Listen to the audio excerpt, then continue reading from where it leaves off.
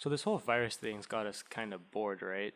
I'm pretty sure we can all say that we live in our bedrooms now. You know, your bedroom, the place where you can just, relax in the warmth. Maybe crack open a window, let some fresh air in, maybe. Well, not me. I get to sit in this cold ass dungeon in front of a computer wearing about 20 different things at once while I slowly lose my sanity. And now I gotta make this video because I can't just do a stand-up routine like I wanted to and focus on all the other things I need to do. Wow, this quarantine is really fun. Where was I? Oh yeah, room. See, my room is quite different from the traditional bedroom. Most bedrooms would be located on the top floor of a multi-story house or just next to the other bedrooms in an apartment, right? Well, my room is on the first floor of a 3-story house, and when we moved into this house, it wasn't even a room here, because it used to be a garage. It was a tandem garage, the type of garage where one car is parked behind the other, making the back cars useful as age restrictions on YouTube. After a few months of having to share a room with my sister, we decided to take the back half of the garage and turn that into a room, which started by building a wall.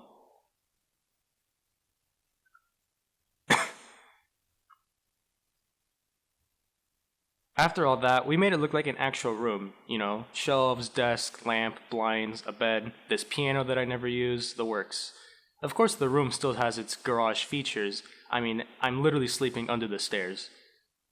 Now, there's a really easy joke I can make there, but I'm not going to because what's more important here is that I sleep right under a water sprinkler. I've even almost had an accident with the water sprinkler. Now the sprinkler doesn't look so close to the bed, but when you're 8'9" like me, you try to stand up on the bed, you're gonna do something stupid. See, here's a sprinkler, and you see that little dent on the side? Yeah, that's my head. With a room like this, there are definitely some positives and negatives. One positive is that the room is pretty big. Ignoring the living room, it's the biggest room in the house. I've got enough space here to do some full-blown workouts. Another positive that because the room is on the first floor and all the other bedrooms are on the third floor, it makes it much easier to sneak food during the middle of the night. There are many nights where I've stayed up until 3 a.m. just working on stuff or something like that recently, so I've snuck up there to take some food or something with absolutely no worry of anybody hearing me. Now for a couple of negatives. One negative is that there is no ventilation. There are no air vents. The windows don't even open. As a result, the room tends to be pretty cold, and no air circulates in there at all. As a result, I need to have a space heater and an air purifier in the room to filter all of the dust and crap out of the air so my lungs don't coat in dust and so I don't have to go to bed like this.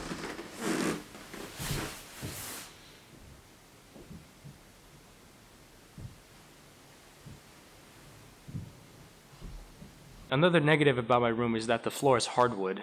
Now, I would sometimes exercise in my room because the space allows for that, and that's fine because I get to wear shoes. But because of the lockdown, I also have to work from my room. Now, some of you may know that I'm a martial arts instructor. Now, trying to teach through Zoom is basically like, it's pain. Like, having to teach with this app that came basically out of nowhere, like, that's a whole different story. But I also have to train in the room, and that's also a problem because I can't wear shoes for obvious reasons. So I either have to train barefoot or socks on, and they both suck.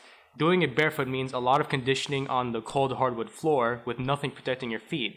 And doing exercises for a really long time eventually just feels like this. Doing it with socks on means that holding your balance on anything is basically impossible. Either way I do it, I still gotta do all the planks, all the crunches, all the exercises on the hardwood floor. So that's my room. At the end of the day, I still love this room. There's a reason why I spend so much time in it, and I'm glad that I'm not only able to have my own room, but I've got one with so much space. Now, if you excuse me, I'm gonna go crawl back into my bed and look for some humor with the idea that I live under one simple philosophy. Loud equals funny. Time for me to go continue hating myself while laughing at and I'm Mikhail Vazovsky.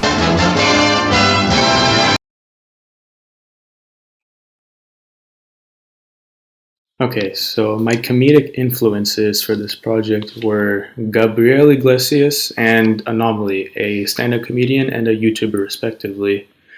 Gabriel Iglesias is very good at making material out of his life experiences. He talks a lot about the things that are in his life, such as his friends, his family, his habits, the places he goes to, and he's just a very hilarious comedian, and I think really anybody can enjoy his routines. While Anomaly is again a YouTuber.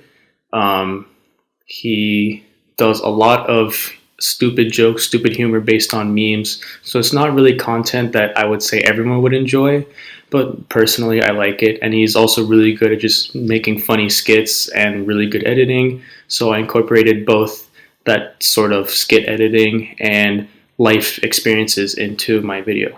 Okay, now we're done.